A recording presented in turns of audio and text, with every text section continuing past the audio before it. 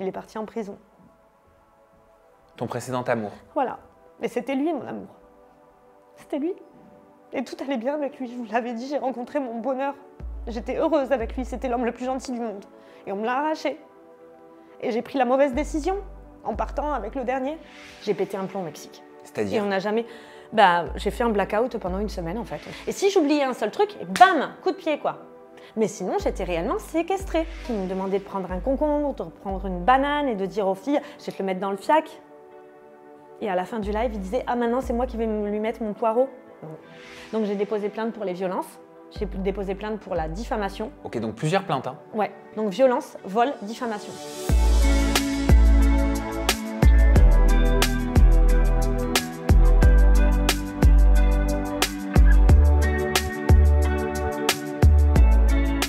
Bonjour Marie Garret. Bonjour Samzira.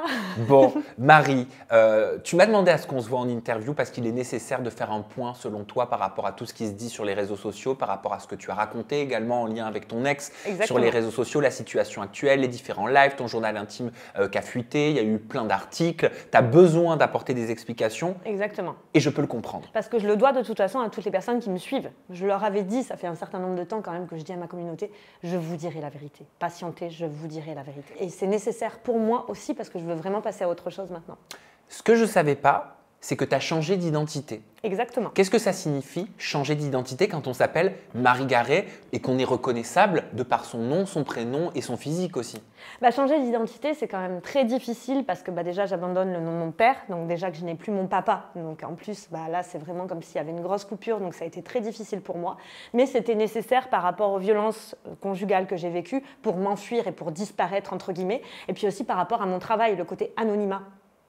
Parce qu'en fait, je n'ai plus envie que...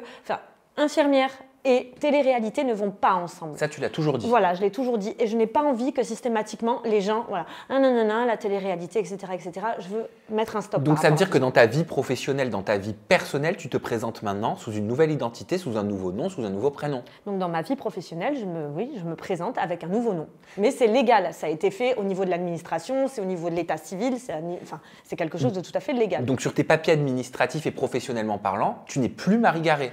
Non, plus du tout. Je ne suis plus du tout Marie Garret sur mes papiers d'identité. Mais quelle est la procédure justement pour pouvoir changer de nom, changer de prénom? Est-ce que le changement se fait même sur ta carte d'identité, ton passeport, tes papiers? Alors le changement se fait sur tous les papiers d'identité, bien évidemment, sur la carte vitale, sur absolument tout, au niveau des impôts, etc., absolument partout. Mais alors il faut savoir que c'est beaucoup plus facile de changer de nom que de prénom. Parce que le prénom, il faut vraiment avoir des témoignages, il faut avoir vraiment un dossier très, très, très étayé qui puisse justifier qu'on veuille absolument changer de prénom. Et tu as pu changer de prénom également? C'est en cours. C'est en cours. Par contre, le nom, c'est acté. Tu as pu changer de nom de famille? Le nom, c'est acté. Maintenant, depuis presque 2 ans. Ah ouais, ouais. Ah oui, ça, tu l'avais caché? Oui, je l'avais caché, ouais. Ok, oui. Bah oui. Et on comprend aujourd'hui pourquoi tu l'as fait. Et tu sens que ça te sert? Ça me sert, vraiment. Vraiment. Ça me sert, oui, forcément, les gens, du coup, ont la petite hésitation quand ils me voient, et puis quand ils regardent le document d'identité, etc., ou la plaque, de suite, ils comprennent que c'est pas le même nom, donc bon, ils se disent non, ça n'a rien à voir, etc. Et puis même, ça m'a permis de fuir. Et aujourd'hui, les gens, s'ils veulent consulter mes entreprises, mes sociétés ou autres, ils ne me trouvent pas. On ne me trouve nulle part en tant qu'infirmière libérale. Au nom d'aujourd'hui, sous le nom de Marie Garret. Sous le nom de Marie Garret, mais voilà, et puis comme les gens ne connaissent pas mon nouveau nom, ils ne peuvent pas me trouver, et ça m'arrange très largement, parce que j'ai pas besoin qu'on aille mettre son nez un petit peu partout. Voilà. Et quand on doit choisir un nouveau nom et un nouveau prénom, est-ce qu'il y a des choses particulières? Est-ce qu'il y a des choix particuliers à faire? Est-ce que tu peux l'inventer? Alors, le nom, on peut inventer un nom, clairement. On peut inventer un nom. Il n'y a pas besoin forcément de prendre par rapport à ses ascendants ou autre. On peut inventer un nom. Et par rapport au prénom, par contre, c'est beaucoup plus compliqué. Au début, la première chose qu'on nous demande, c'est de prendre parmi nos autres prénoms. Ok. Mais bon, moi, clairement, si je prends parmi mes autres prénoms, c'est encore trop reconnaissable. Donc, si on veut complètement changer de prénom, il faut vraiment avoir un dossier, comme je te disais, hyper étayé, quoi. Okay. Avec des justificatifs, des témoignages de ce qu'on a vécu. Voilà. Et si on fait un bond dans le passé, qu'on retourne à l'époque de ton Secret Story, donc du moment où tu deviens une personnalité publique, médiatique, est-ce que tu te serais toujours présentée sous le nom de Marie Garret ou est-ce que tu aurais choisi un pseudo? À l'époque de Secret Story, clairement, je n'aurais pas choisi de me présenter en tant que Marie Garret. Et même si on avait pu ne pas ébruiter mon nom de famille, ça aurait été vraiment très, très, très bien. Donc, j'aurais peut-être pas forcément choisi un pseudo, mais en tout cas, ne pas donner mon nom de famille. C'est peut-être pour ça qu'il y a beaucoup de célébrités, d'animateurs, d'animatrices, même de candidats de télé-réalité qui choisissent un pseudonyme médiatique. Je comprends tout à fait pourquoi ils le font. Comme Beverly, c'est absolument pas son prénom. Enfin, ouais, ils ont raison. Le côté anonymat. Enfin, après, les gens vont dire, oui, c'est complètement paradoxal, bah, t'es connu, t'as envie d'être connu. Enfin bon, c'était pas vraiment une volonté. Et puis là, d'un coup, tu veux changer et retrouver de l'anonymat, c'est un peu paradoxal. Depuis quelques semaines, tu as pu fuir, ça c'est ce que tu expliques sur tes réseaux sociaux, tu dis que tu as fui ta précédente relation, que tu as fui ton ex. Fuir, est-ce que c'est le mot approprié pour toi ? C'est totalement le mot approprié, fuir, parce que il faut savoir que moi j'avais prévu de partir déjà depuis le mois d'août, c'était totalement réfléchi, j'en avais déjà parlé à ma mère, mais je savais que ça allait être compliqué, même si je ne connaissais encore pas tous les travers de cet homme.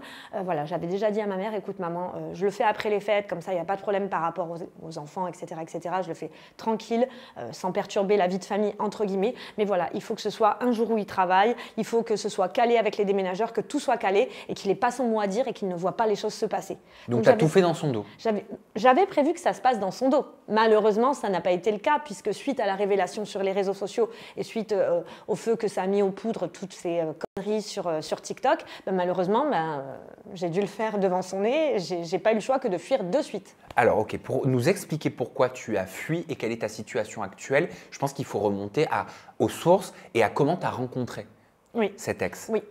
Bon, alors il faut savoir que, tu sais, on avait parlé il y a 2 ans de raquettes, etc., etc. J'étais avec un homme et on avait tiré un petit peu la sonnette d'alerte, le signal d'alarme auprès de toi en te disant on a besoin d'aide, là on est racketté, on veut nous mettre dans un coffre, on nous demande des rançons, etc., etc. Je me souviens. En fait, voilà, j'avais trouvé mon bonheur à cette époque-là.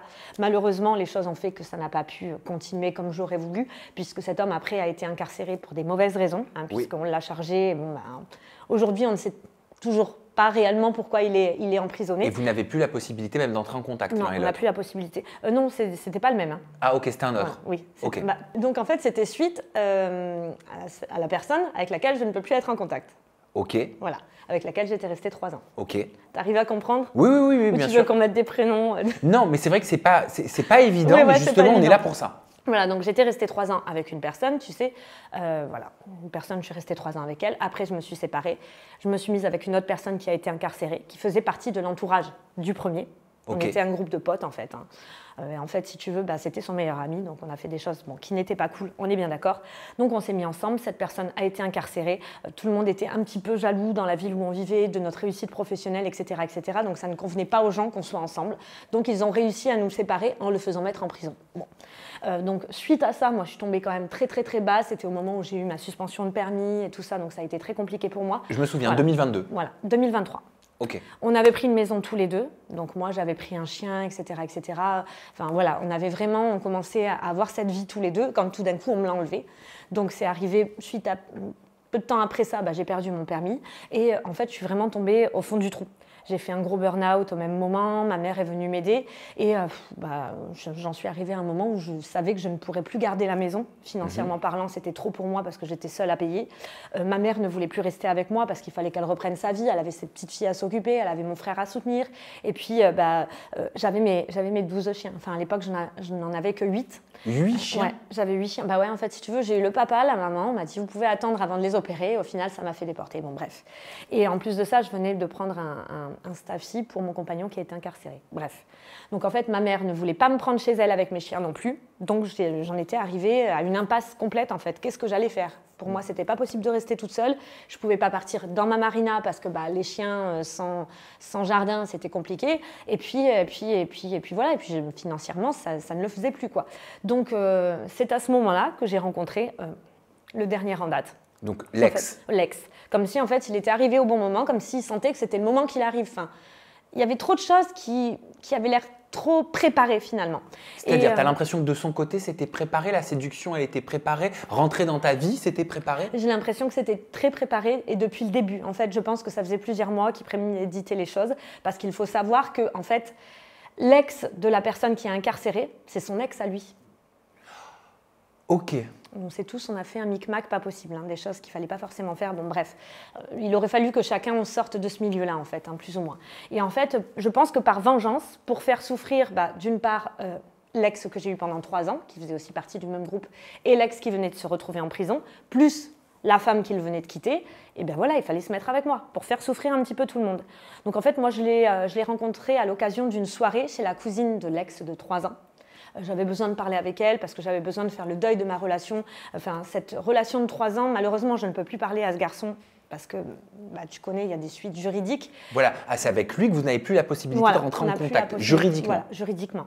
Donc en fait, c'était très dur pour moi de ne pas avoir de réponse, de devoir attendre le procès, etc. etc. Donc j'ai eu le besoin de rencontrer sa cousine, que je connaissais très bien. Et c'est à l'occasion de cette soirée avec sa cousine que j'ai rencontré le dernier, qui m'a de suite sauté dessus, en me disant ne t'inquiète pas, parce que je lui ai dit non, mais je ne veux pas parler avec toi, machin. Ne t'inquiète pas, ton ex de 3 ans, il est prévenu. Il est prévenu que je dois te parler, etc., etc. Ça ne posera pas de problème, personne n'aura de problème.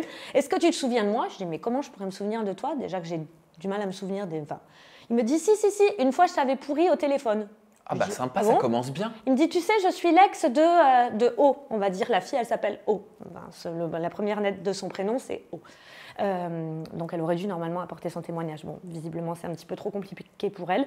Il me dit je suis l'ex de O. Je dis ok d'accord. Donc je vais te dire toute la vérité sur ton compagnon incarcéré. En fait, depuis le début, les deux ils sont ensemble. Depuis le début, ils veulent te manipuler. Depuis le début, ils veulent te prendre ton argent. Lui, il est en prison pour telle ou telle raison. Si tu as eu des problèmes au Mexique, c'est parce qu'il t'avait drogué. Si tu as perdu ton permis, c'est parce qu'il t'a balancé. T'inquiète pas, je vais arriver dans ta vie, je vais tout restructurer, je vais t'emmener sur TikTok, je vais t'emmener sur les réseaux sociaux, je vais te faire triompher, tu vas monter là, tu vas voir, tu vas récupérer toute ta notoriété, toute ta force professionnelle, tout. Moi, je vais tout restructurer et puis je te prends avec tes chiens. Tu viens chez moi et puis t'inquiète, je vais te faire vivre la vie dont tu mérites, quoi. Oui, donc toi tu t'es dit j'ai enfin quelqu'un qui me voit à ma juste valeur et qui va m'aider, qui va m'aimer. Donc du coup au début, si tu veux, j'ai été très en colère par rapport à mon ex incarcéré. Moi j'étais encore avec lui à l'époque, hein. Il était en prison mais on était ensemble. Par contre, pardon Marie, juste une question, oui. Désolée de te couper, mais qu'est-ce qui t'est arrivé au Mexique? Tu dis que l'ex t'a drogué au Mexique. En fait, j'étais dans une situation professionnelle très compliquée et en fait j'ai décompensé. J'ai pété un plomb au Mexique. C'est-à-dire? Et on n'a jamais... j'ai fait un blackout pendant une semaine en fait. Je ne me rappelle pas du tout ce qui s'est passé, sauf que j'ai fait vivre la misère à mon compagnon qui a été incarcéré. Et le nouveau, donc l'ex, te dit qu'en fait, ce compagnon qui a été incarcéré t'avait drogué au Mexique. Ouais. Donc il savait, il était au courant de plein de trucs. C'était quoi? C'était une sorte de soumission chimique? En fait, il me faisait croire qu'on m'avait drogué au Mexique. Ah, il te le faisait croire ou t'avais été drogué? Non, je n'ai pas été. Non, j'ai décompensé parce que je pense qu'à un moment donné, psychologiquement, j'étais trop chargée. J'étais trop chargée, donc j'ai profité du fait d'être à l'étranger peut-être pour craquer. Et j'ai craqué. J'ai pleuré, j'ai comme une vraie décompensation psychologique en gros.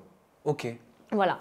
Et en fait, j'ai jamais réellement compris ce qui m'était arrivé. Mis à part ma psychiatre et ma psychologue qui m'ont dit que justement c'était une décompensation psychologique parce que j'avais trop de charge émotionnelle. C'est quoi une décompensation psychologique? Une décompensation psychologique, c'est quand du coup, d'un coup tu perds les pédales et tu craques, quoi. En fait, toute la façade que tu avais et tout ce que tu portais sur tes épaules et tout ce que tu avais réussi à tenir droit dans tes bottes pendant X et X années, d'un coup, tout s'écroule, quoi. Tout s'écroule et puis tu craques.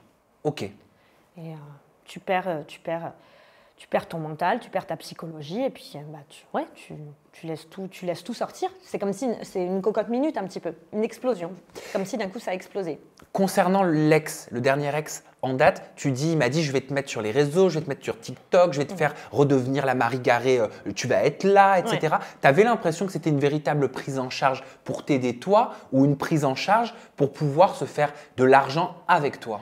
À l'époque, j'ai eu l'impression que c'était une prise en charge sincère. Et quand j'y réfléchis aujourd'hui, tout était calculé, à savoir qu'il m'avait dit « Attends, là, on va prendre une photo comme ça, on va la poster à telle date et comme ça va faire rager l'ex de 3 ans, ça va faire rager l'ex qui est incarcéré et ça va faire rager mon ex. » Mais je ne sais pas pourquoi, à l'époque, ça ne m'a pas percuté. Où il était vraiment dans le désir de vengeance par rapport à ces gens-là. Vraiment. Parce qu'il faut savoir que quand il est arrivé dans ma vie, moi j'étais encore avec mon compagnon incarcéré. Il est venu dans ma vie, il est venu dans notre maison, il m'a retourné le cerveau, il a profité d'un moment de faiblesse, quoi, d'un gros moment de faiblesse pour nous péter notre couple. Marie. Il a récupéré tous les meubles, tous nos meubles, il a tout pris, il a tout amené chez lui. En 4 jours, c'était plié, j'étais chez lui. Ah donc en 4 jours, il t'avait fait déménager? Voilà. Et c'est comme ça que tu es arrivé chez lui? C'est comme ça que je suis arrivée chez lui. Ok. Dès le début, tu as senti qu'il y avait une ingérence de sa part dans ta vie, sur la personne que tu étais, même la personne médiatique que tu représentais? Une ingérence. Une ingérence, c'est-à-dire qu'il il voulait avoir le contrôle sur ta vie, sur ce que tu représentais. Ah ben c'est vrai que en fait, je me suis totalement reposée sur lui parce qu'en fait, c'est tu n'as plus rien à gérer, je gère tout. Alors quelque part, moi qui n'étais plus en mesure de gérer les choses par rapport à mon burn-out, bah, ça m'arrangeait qu'enfin un homme arrive et me dise « je vais t'aider et je vais tout gérer ». Parce que c'est vrai que ça faisait quand même 6 mois que, on va dire, un J était en prison. Donc ça faisait 6 mois que je devais tout gérer toute seule et puis j'en pouvais plus, quoi. C'est lui qui t'a mis sur TikTok, le dernier ex? C'est le dernier ex qui m'a mis sur TikTok. Est-ce que c'est lui qui avait des idées de trend, de vidéos à te faire faire? Comment ça se passait, cette création de contenu? Eh bien, en fait, il m'a demandé que je lui envoie toutes les photos et toutes les vidéos que j'avais sur mon téléphone. Et en fait, grâce à tout ça, en fait, il créait ses vidéos de son côté. Ou alors, si jamais je faisais une vidéo, enfin, les premiers temps, les premières semaines, si je décidais de faire une vidéo, il fallait que je lui envoie la vidéo, qu'il valide. Et après, c'était lui qui me disait les hashtags qu'il fallait mettre, etc., à quelle heure il fallait que je poste. Lui connaissait tout de TikTok, moi je connaissais rien. J'avais fait quelques vidéos les mois précédents, mais je ne connaissais même pas la monétisation de TikTok. Il voulait même arrêter de travailler. Il m'a dit, tu vas voir, ça va tellement marcher que je vais être obligée d'arrêter de travailler. Donc c'était devenu une sorte d'agent? C'était devenu comme un agent. Ok. Un agent qui s'occupait aussi de tes finances?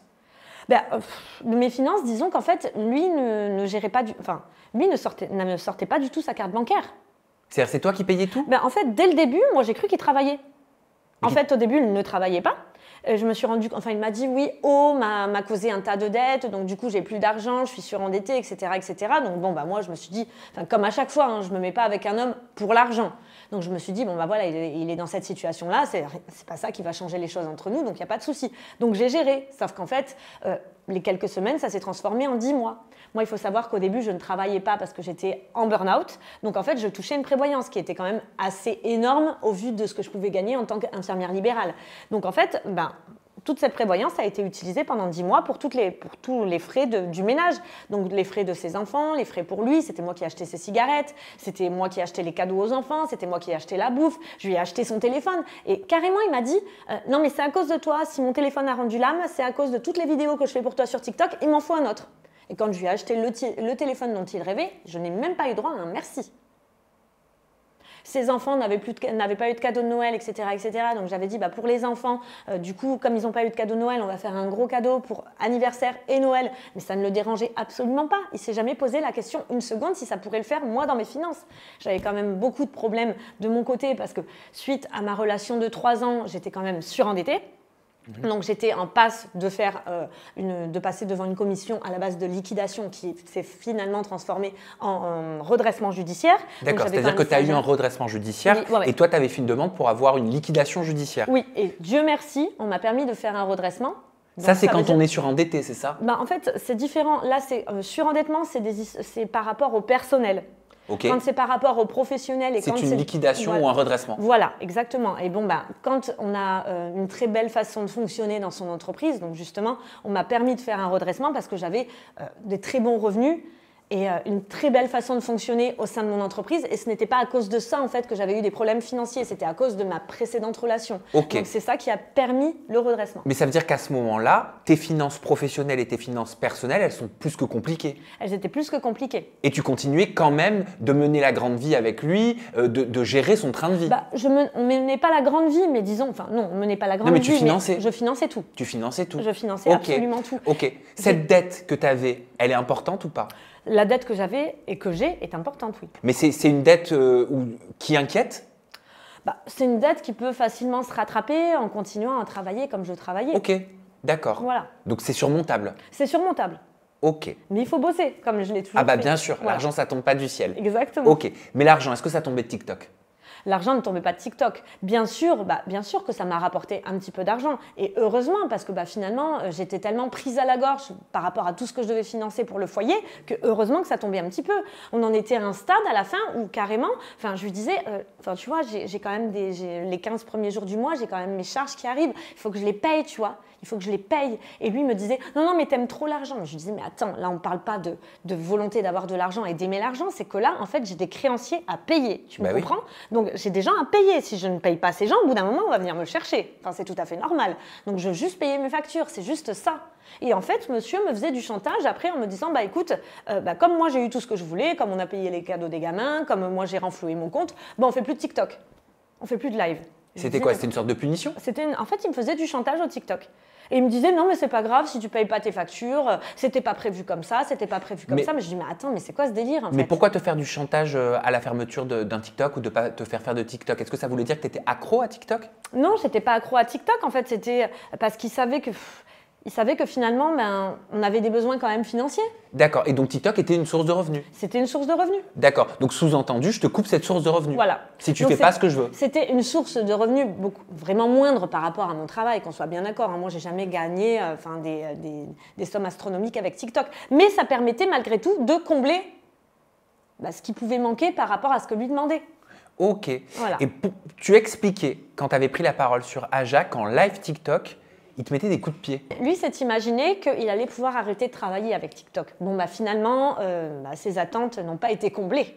Parce que je ne sais pas, lui, il s'imaginait que j'allais être millionnaire ou j'en sais rien. Donc finalement, ça rapportait finalement que très peu par rapport à ce qu'il imaginait. Donc alors c'était toujours des reproches. Il me disait non, mais c'est parce que tu seras jamais une liveuse, c'est parce que tu n'es pas bonne, c'est parce que les gens se font chier, c'est parce que c'est ceci, c'est parce que c'est cela. Faut pas que tu parles de tes combats, faut pas que tu parles de ton métier d'infirmière, faut pas que tu parles de secret story, faut pas que tu parles trop longtemps avec les gens. Là, si tu oublies de dire merci pour un cadeau, ceci, cela, machin. Et si j'oubliais un seul truc, et bam, coup de pied quoi. Il y avait une volonté de violence. Et je pense que de toute façon, ça se serait vraiment accru avec le temps. Parce qu'à la fin, il me disait carrément « je vais te dégommer ta tête, je vais t'emplâtrer dans le mur » ou des trucs comme ça. Comme je t'ai dit dans Aja, je m'étais remise à prier. Et puis en fait, c'était... Voilà, tu vois, quand tu me vois sur TikTok, je suis toujours « merci, merci, merci, merci, tapoter, machin ». Mais en fait, c'est un truc qui m'a tellement conditionnée à le faire qu'en fait, c'est comme si j'avais bien appris ma leçon, quoi. Il fallait que j'ai bien appris ma leçon. Il fallait que j'oublie pas de remercier les gens. Il fallait que que j'exagère quand j'avais des gros cadeaux. Il me disait non, mais là, faut que tu cries, c'est pas assez, c'est pas. Enfin, c'était horrible, quoi. Et tu le laissais apercevoir qu'il y avait de la violence pendant les live matchs ou pas? En fait, je me disais. Ou tu le cachais? J'essayais de le cacher, mais j'avais quand même au fond de moi, je me disais, j'espère que quelqu'un va s'en rendre compte. J'espère. Bah oui, jusqu'au jour où des internautes s'en sont rendus compte. Jusqu'au jour où j'ai fait les gestes. Essayé de façon cachée, mais finalement, si je l'ai fait, c'était pas pour rien. Et puis, en fin de compte, moi, j'ai posé la question à la personne qui a fait ce fameux clash, qui s'est retrouvé en clash face à mon ex. Et en fait, il m'a bien expliqué qu'un certain nombre de personnes lui avaient envoyé des messages en lui disant « va voir ce qui se passe ». Va voir ce qui se passe, il y a un truc qui n'est pas normal avec Marie, il y a vraiment un truc qui n'est pas normal. Et toutes les personnes de ma communauté aujourd'hui, quand je discute avec elles, me disent « mais on sentait bien qu'il y avait un truc de malsain, on le sentait, ça puait quoi ». Aujourd'hui, tes réseaux sociaux, ton compte TikTok, c'est toi qui as les codes? Aujourd'hui, c'est moi qui ai les codes. Le jour où ça a explosé en clash, là, comme ça, sur TikTok, je me rappelle, il était parti au travail, je crois. Et j'ai vraiment profité de ce moment en me disant « c'est maintenant qu'il faut que je le fasse ». Parce que j'avais très peur, en fait. C'était lui qui avait tout sur son téléphone. Moi, je l'avais sur mon téléphone, mais c'était lui qui avait tout sur son téléphone. C'était lui qui gérait, qui me disait si j'avais le droit de faire des retraits d'argent ou pas par rapport à TikTok. Et surtout, en fait, c'était lui qui gérait tous les commentaires, toutes les vidéos, tout ce qui pouvait se dire. Et j'avais pas intérêt à faire un petit truc de travers ou à faire un truc sans lui avoir dit parce que c'était considéré comme mensonge. C'est pareil au niveau du mensonge, par exemple, si j'avais été chez Dia avec sa mère et qu'en fait elle s'était trompée de nom et qu'en fait c'était Lidl, en fait c'était considéré comme un mensonge quoi. Et c'était la crise. Donc tout était considéré comme mensonge. Je ne pouvais pas bouger le petit doigt. J'étais vraiment conditionnée et enfermée dans cette vie. Et oui, alors il y a eu des fois où j'ai eu la permission de partir à des rendez-vous avec sa mère, mais c'était parce que c'était avec sa mère et donc du coup c'était contrôlé. Et j'ai eu la permission de prendre le train pour me rendre à des rendez-vous parce que c'était officiel et qu'on ne pouvait pas les décaler. Mais sinon, j'étais réellement séquestrée. La voiture que j'avais, c'était la voiture que j'avais avec la personne qui est incarcérée. Et c'était lui qui l'utilisait. Je n'avais pas de moyen de transport. Sa voiture était au milieu du jardin en panne parce qu'il l'avait cabossé, il avait eu X et X accidents. Et au final, on n'avait qu'un moyen de transport. Est-ce que tu as toujours eu conscience de cette situation pendant que tu la vivais ? En fait, très rapidement, je me suis rendu compte de la situation parce que, en fait, à partir du moment où j'ai été chez lui, il a changé de comportement. Il commençait à être très énervé, toujours fatigué, toujours énervé. Puis, il était toujours sur son téléphone, à soi-disant me créer ma communauté sur TikTok. Donc, en fin de compte, en mon nom, il parlait aux gens. En mon nom, il envoyait des cadeaux. Donc, en mon nom, il prenait sur ma carte bancaire pour... Donc, Marie Garé, c'était lui, en fait. En fait, Marie Garé, c'était lui. C'était lui. Donc, il y a plusieurs personnes qui m'ont dit « Ah, je me souviens la fois où tu es arrivé sur mon live. T'es sûr?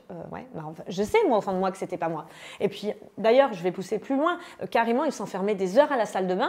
Et quand je rentrais dans la salle de bain, je me rendais compte qu'il avait des caractères pervers. Il était en train de regarder le compte de certaines filles. Il parlait avec certaines filles.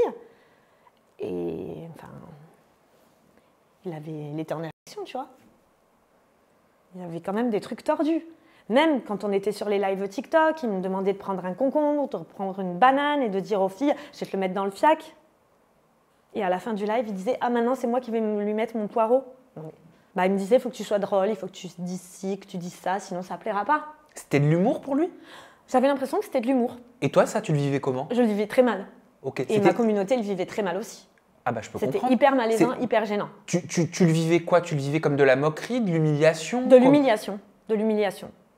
Mais tu vois, aussi pour en revenir à ce que tu me demandais par rapport à la relation, comment j'ai envisagé les choses, comment j'ai perçu les choses, il faut savoir qu'au bout de 2 mois, il s'était passé une scène de violence verbale avec ses enfants. Donc ses enfants s'inquiétaient beaucoup pour moi. Donc ils en avaient parlé à leur maman.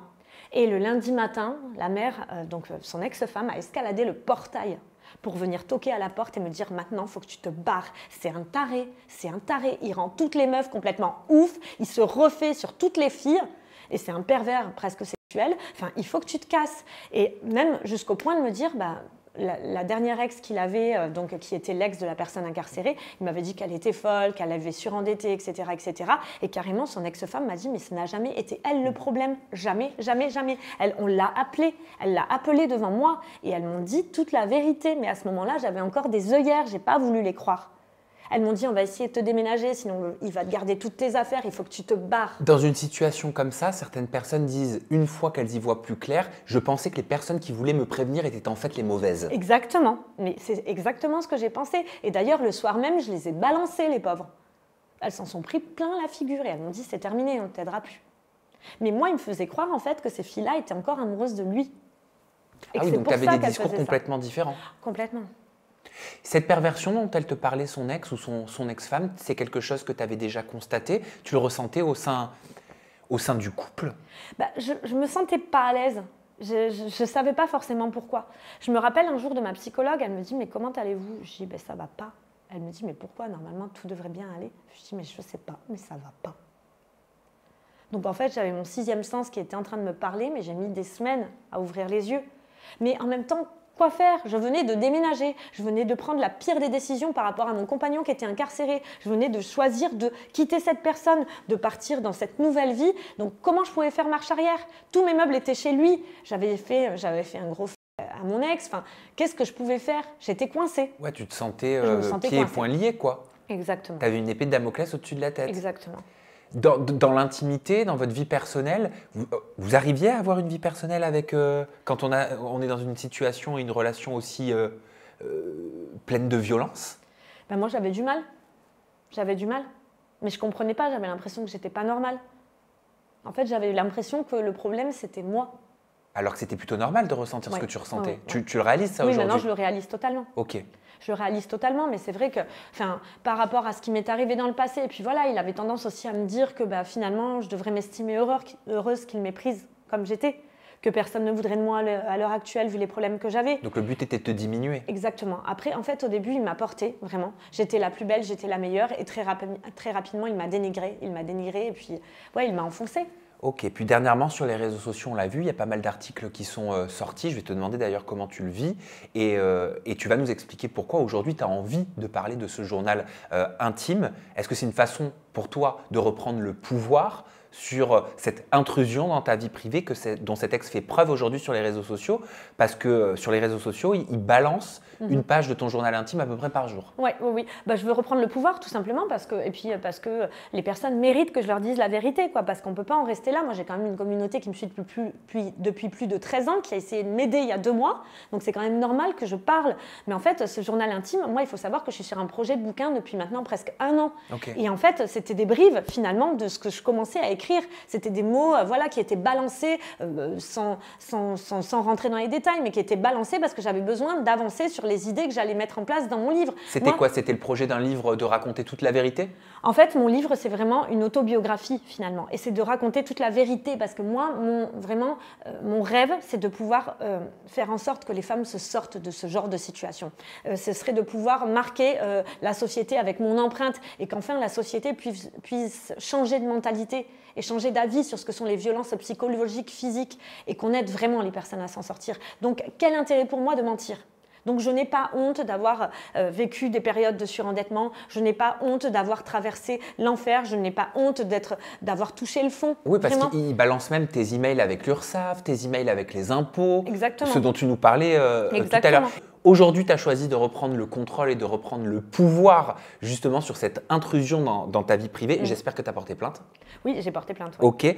J'ai toujours vécu dans l'abondance, belle maison, amis blindés, vacances de rêve et fêtes exceptionnelles. Et aujourd'hui, je vis à Arles dans une pièce enfermée plus que ridicule. Ben oui, c'est une façon pour moi de montrer un petit peu la descente aux enfers et quel type de choix on peut être capable de faire quand on est au fond du gouffre. Après, tu dis raquette des jeunes sur TikTok au vu de mes dettes. Bah, en fait, au début, quand il m'a lancé sur TikTok, pour moi, j'avais une très mauvaise image de TikTok. Pour moi, j'avais du mal à comprendre comment des gens pouvaient gagner aussi bien leur vie au détriment de personnes. Enfin, quand on va jouer au casino, c'est dans l'objectif de gagner.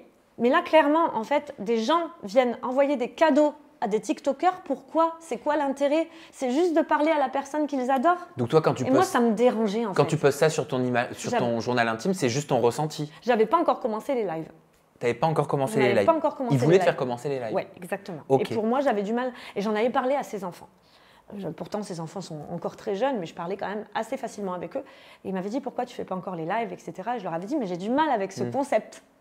Vraiment. Dans une page qui balance, sur lequel le titre est Toutes mes mauvaises actions, alors là, on peut lire mentir pour sortir des situations dans lesquelles j'étais, voler dans un magasin petite, voler mamie. Bon, c'est pas bien. Ouais. C'est pas bien. Aujourd'hui, j'ai plus ma grand-mère et en fait, je me dis aussi que finalement, peut-être que tout ce que j'ai traversé de négatif dans ma vie, c'est peut-être à cause de ces mauvaises actions que j'ai fait avant. Avoir mené la grande vie au détriment de celle de mes parents. Ah ouais.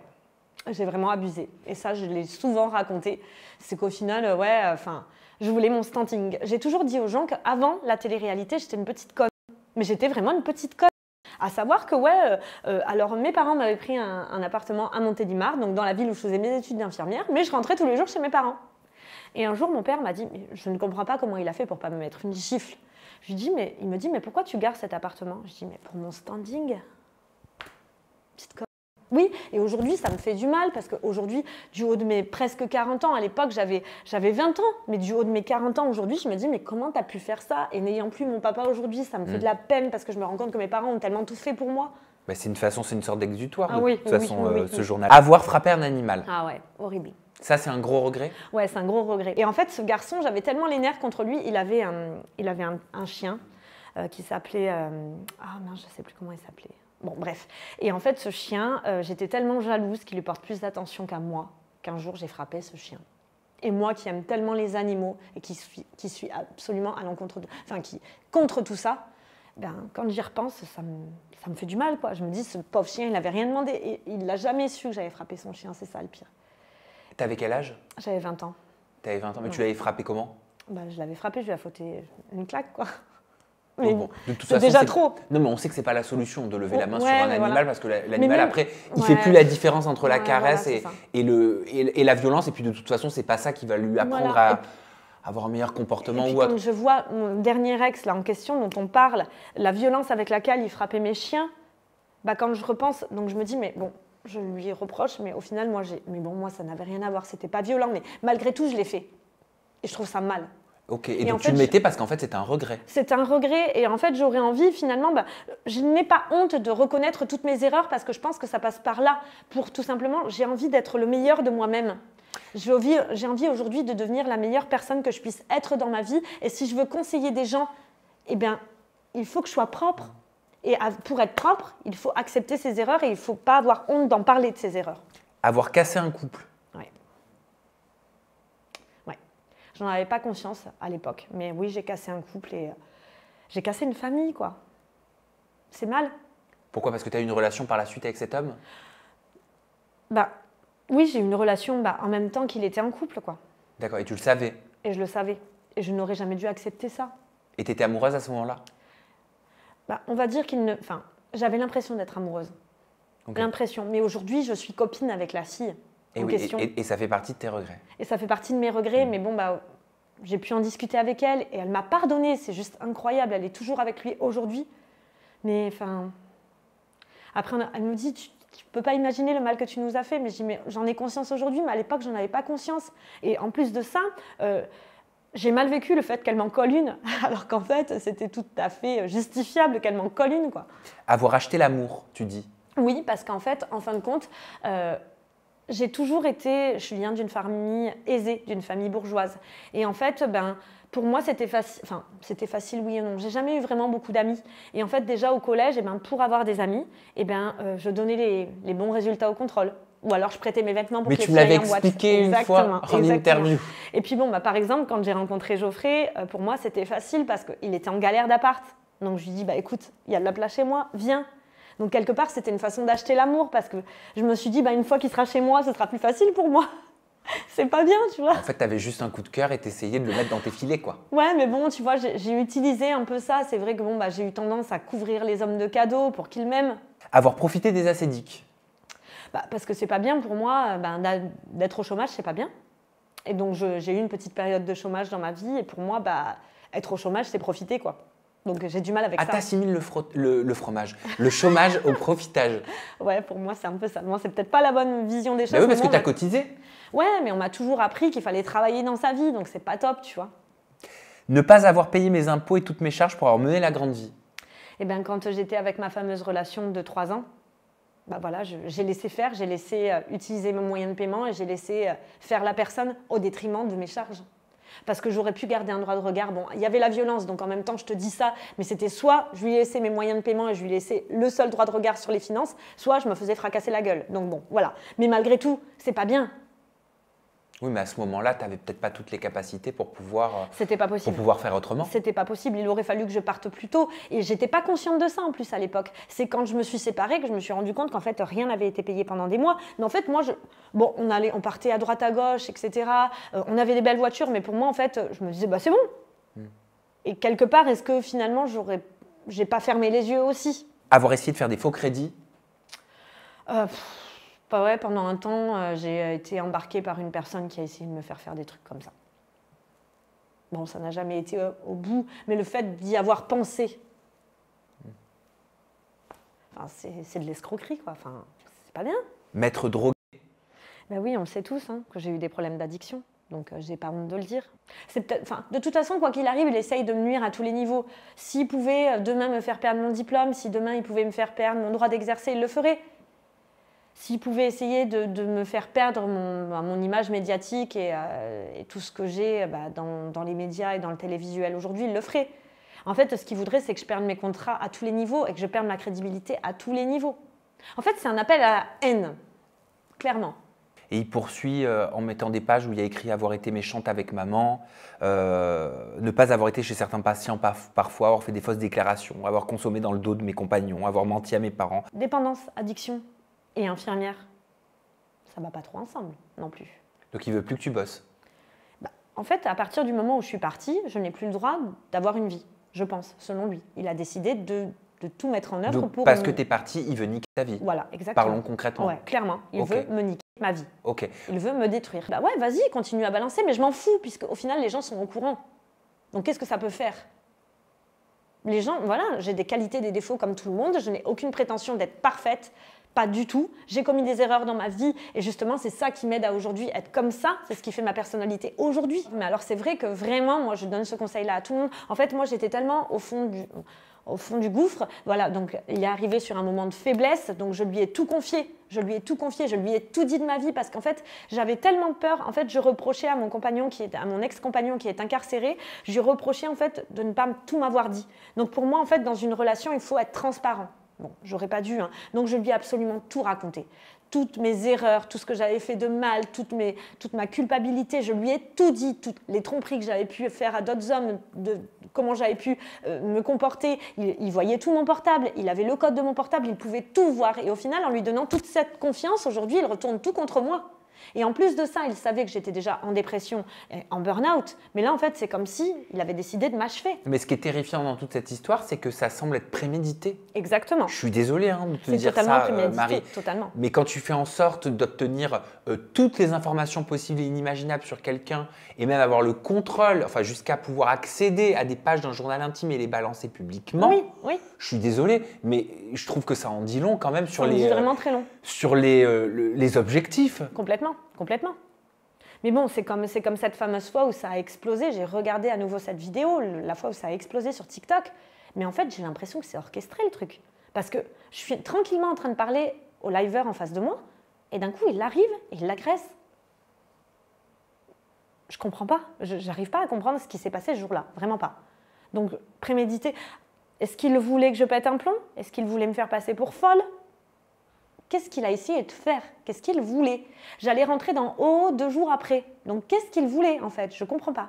Mais je pense que oui, tout était orchestré depuis le début. Comme me faire venir chez lui. À mon avis, il connaissait les lois et il savait très bien qu'à partir du moment où j'arrivais chez lui avec tous mes meubles, il avait ce droit sur mes affaires. Ah bon? Oui, parce que tu parlais même dans des lives de collection Louis Vuitton et Suprême, en fait, qui te gardent en otage. En fait, moi, on m'a connue comme ça, quoi. Je veux dire, toutes les photos que je faisais depuis le temps que tu me fais des interviews, etc., on savait les choses de valeur, toute cette collection que j'avais accumulée. Donc, il savait tout ce que j'avais. On a même été voir le dernier mois, avant que je me sépare de lui, le prix des cotes des baskets que j'avais. Qu'avait quelle valeur aujourd'hui? Donc, c'est des paires que j'ai payées 300 € à l'époque, mais il y en a certaines qui valent 20 000 €, 30 000 € aujourd'hui. Et il les a? Il les a. Il a tout. Et il refuse de te les rendre? Il refuse de me les rendre et il me dit surtout qu'il ne les a pas et qu'il ne les a jamais eues. Tu as déposé plainte à la police? Oui, j'ai déposé plainte. Tu as déposé plainte pour quel fait? Donc, j'ai déposé plainte pour les violences. J'ai déposé plainte pour la diffamation. Ok, donc plusieurs plaintes, hein? Ouais. Oui, parce qu'il faut que ce soit scindé en plusieurs plaintes. Tu ne peux pas tout mettre en même temps. Ok. Donc, violence, vol, diffamation. Ok. Voilà. Et ça en est où? Tu sais, moi, je serais déjà derrière les barreaux. Hein. C'est ça aussi, c'est ce qui fait... Enfin, il se sent plus fort par rapport à ça. Il sait très bien qu'au niveau de la justice, je n'ai jamais eu de chance. Surtout à Alès. Non, mais là, il n'y a pas besoin de chance. Je veux dire, tu as l'identité, il me semble, de la personne. Oui, bien sûr. Enfin, les éléments, Bien ils sont sûr. probants, le journal intime, je veux dire, c'est... Enfin... Je serais déjà en prison, moi, à sa place. Hein. Mais lui, non. En fait, c'est en toute impunité, clairement. En toute impunité. Ça fait froid dans le dos, ce que tu racontes. Oui, mais c'est la réalité, malheureusement. Par contre, lui dépose des plaintes contre moi, je ne sais pas ce que ça va donner. Hein. Aujourd'hui, tu vis où? Je vis chez ma mère. D'accord. J'ai dû fuir le sud et il est hors de question pour mon frère que j'y retourne. Pourquoi pour ton frère? Pour ma sécurité, parce que mon frère en a tout simplement marre.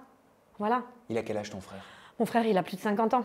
D'accord. Mais, oui, c'est un grand frère. Mais c'est vrai que comme je disais dans la dernière vidéo, et tu le sais très bien, quand on est connu, entre guillemets, on a toujours tendance à être entouré, pas forcément par les bonnes personnes. On a du mal à faire la part des choses, voilà, Mais alors, par rapport à ce que les gens veulent. On va se parler simplement. Ouais. Depuis qu'on te connaît, Oui. depuis Secret Story, c'est vrai que tu as toujours eu tendance à te rapprocher de personnes problématiques. Exactement. Voilà, c'est vrai. Exactement. Voilà. Peut-être, et certainement tu le fais, tu as expliqué en toute transparence que tu voyais une psychologue. Ah oui, complètement. Certainement que tu dois en parler Ouais. pour savoir d'où ça vient, Mais tu vois, de se rapprocher comme ça des mauvaises Mais périodes. tu sais, il faut aussi savoir que moi, dans ma famille, j'ai quand même ma tante qui est morte sous les coups de son mari et ma mère qui a vécu des violences conjugales aussi, avec D'accord. le père de mon Je frère. je savais pas. Et aussi des violences sexuelles. Ok. Donc je pense qu'il y a des choses aussi à régler, c'est intergénérationnel aussi. Oui. Mais voilà, donc je sais que j'ai des choses à régler. Tu depuis as le début de ma l'impression vie. que malgré toi, tu reproduis un schéma. Je pense que voilà, et puis de toute façon, on en est arrivé à cette conclusion-là aussi avec les différents professionnels que j'ai pu rencontrer. Parce que sur les réseaux sociaux, ça, tu dois le voir. Et je pense que ça doit peut-être te faire de la peine. Mais on lit parfois en mode « Mais dis donc, à ce stade-là, là, c'est plus de la naïveté, c'est de la connerie. » Qu'est-ce que tu veux répondre aujourd'hui à ces gens qui disent ça? Je vais dire une chose à ces gens-là, c'est que déjà, en fait, moi, le bonheur, je l'ai rencontré. Je l'ai rencontré en 2023. Enfin, je l'avais rencontré avant, puisque c'était un ami à moi. Et je l'ai perdu. Il est parti en prison. Ton précédent amour. Voilà. Et c'était lui, mon amour. C'était lui. Et tout allait bien avec lui, je vous l'avais dit, j'ai rencontré mon bonheur. J'étais heureuse avec lui, c'était l'homme le plus gentil du monde. Et on me l'a arraché. Et j'ai pris la mauvaise décision en partant avec le dernier. Qui te l'a arraché, cet homme? La prison déjà, la justice, mais j'aurais pu l'attendre. Et je suis partie avec le dernier, qui m'a retourné le cerveau, qui est arrivé dans notre vie. Il a fait combien de temps de prison? Il n'est pas sorti encore, ça fait 18 mois qu'il y est. Ça fait 18 mois. Tu sais quand est-ce qu'il sort? Aucune idée. Et puis de toute façon, il ne me parle plus. Ouais, mais elle était compliquée cette histoire d'amour aussi, Marie. Non, elle était très belle au début, très très belle. Oui, au début, mais il y avait de la violence aussi dans votre couple. Pas du tout, il n'y a jamais eu de violence avec lui, jamais, jamais. Mais alors pourquoi vous pouvez plus rentrer en contact? Mais c'est pas lui, tu te trompes à chaque fois, tu fais l'amalgame avec lui. Ok, pardon. Ma relation de 3 ans, je ne peux plus rentrer avec lui en contact. Ok. Et après, je me suis mise avec celui qui est en prison.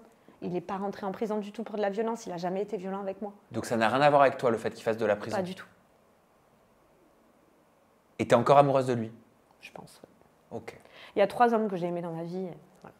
C'est donc un amour de quand j'étais petite, on en avait parlé, de quand j'étais jeune, qui a duré longtemps. C'est la personne que j'ai eue pendant 3 ans et celui qui est en prison. Ok.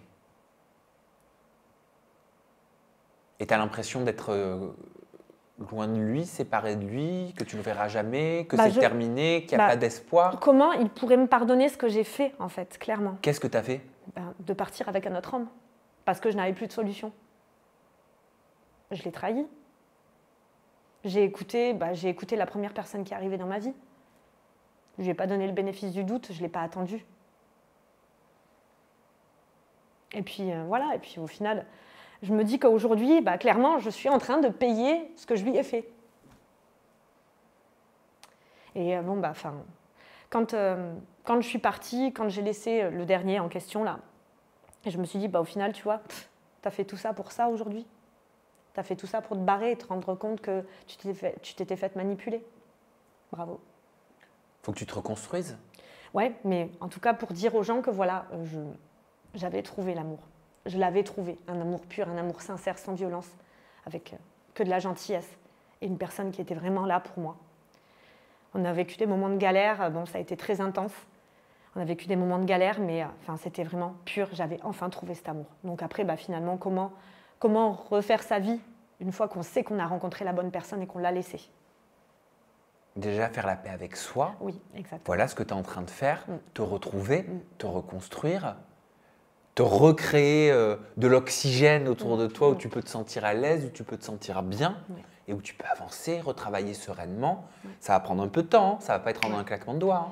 Il y en a pour quelques mois. Ah, c'est sûr, mais en tout cas, une chose est sûre, que à partir du moment où voilà, toute cette histoire, j'aurais dit toute ma vérité par rapport à toute cette histoire, je ne veux plus que personne ne sache quoi que ce soit à mon sujet.